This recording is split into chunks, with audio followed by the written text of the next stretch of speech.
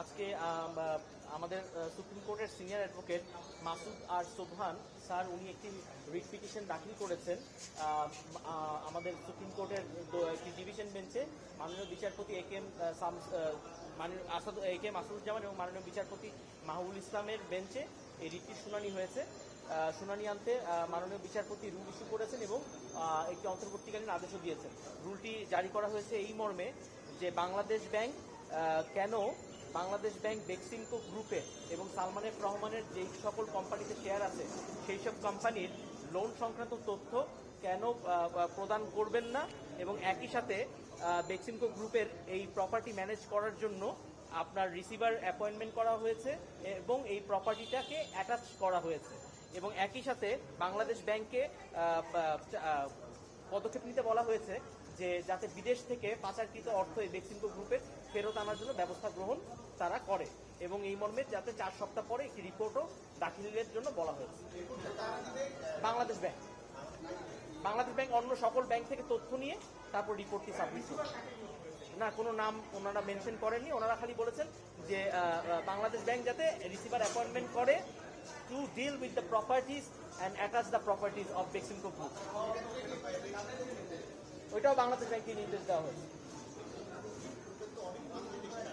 সকল এখানে বলা হয়েছে, আমি একটু পড়ে শোনাই যে to manage the companies of Beximco group of companies, তার মানে বেক্সিমকো গ্রুপের যতগুলো কোম্পানি আছে সবগুলোই কাভার করছে।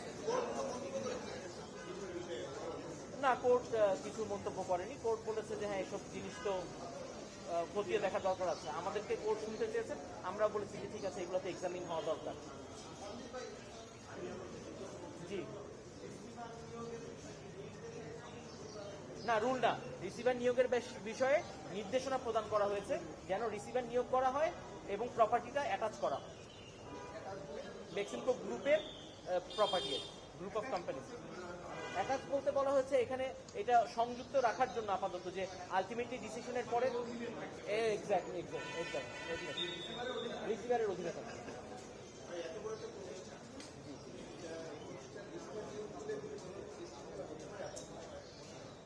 না, এর আগেও তো এরকম বেসমি গ্রুপের ক্ষেত্রে সরকার কর্তৃক রিসিভার মানে প্রশাসক নিয়োগ করা হয়েছিল, বা এরকম বিভিন্ন ক্ষেত্রে, এবং পৃথিবীর অন্যান্য দেশেও আপনি যেমন সাহারা গ্রুপের ক্ষেত্রে এরকম কোর্ট থেকে নির্দেশনা এসেছিল যখন নাকি ওইখানেও এরকম কিছু তাদের করাপশন এবং এইসব প্রশ্ন উঠেছিল।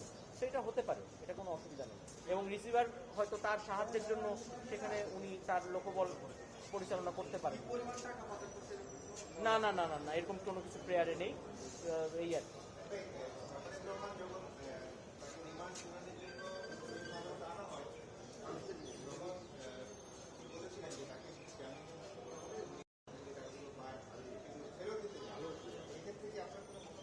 এই ক্ষেত্রে আমার বক্তব্য হচ্ছে গিয়ে, এটা আমি অনেক নিউজেই এসেছে দেখেছি, কিন্তু উনি তো এই ব্যাপারে কোনো দরখাস্ত দিয়ে আদালতের কাছে আবেদন জানাননি। ওনাকে তো সেটা প্রপারলি দরখাস্ত আকারে প্রদান মানে দাখিল করার মাধ্যমে সেরকম তথ্য দিয়ে যে আমি এত টাকা দিব বা এত টাকা জমা দিব, সেই মর্মে নির্দিষ্টভাবে আবেদন করলে তখন সেই ব্যাপারে আদালত নির্দেশনা দিতে পারে। এই মুহূর্তে এই সাবজুডিস ম্যাটারে তো আমার আসলে বলার কিছু না।